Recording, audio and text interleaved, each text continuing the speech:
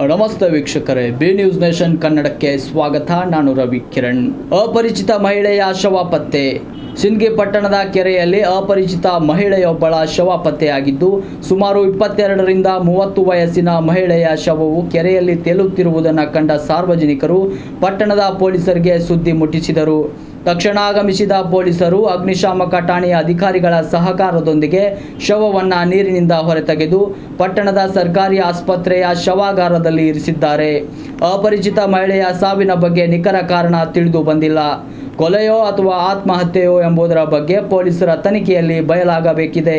ಹಾಗೂ ಈಕೆಯ ವಾರಸುದಾರರು ಯಾರಾದರೂ ಇದ್ದಲ್ಲಿ ಸಿಂದಗಿ ಪಟ್ಟಣದ ಪೊಲೀಸರನ್ನು ಸಂಪರ್ಕಿಸುವಂತೆ ಕೋರಲಾಗಿದೆ.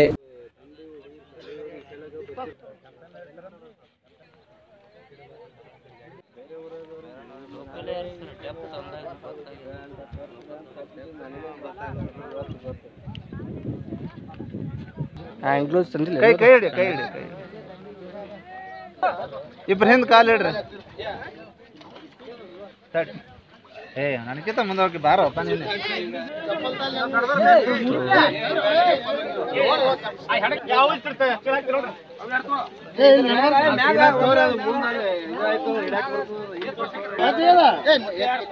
ನಿರಂತರ ಸುದ್ದಿಗಾಗಿ ನೋಡ್ತಾ ಇರಿ ಬಿ ನ್ಯೂಸ್ ನೇಷನ್ ಕನ್ನಡ.